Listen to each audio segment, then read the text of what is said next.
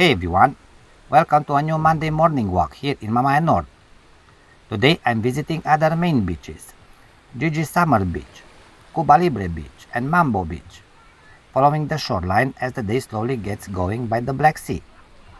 There is a mix of quiet spots and a bit of early movement around the beach, with tourists starting to settle in and enjoy the morning.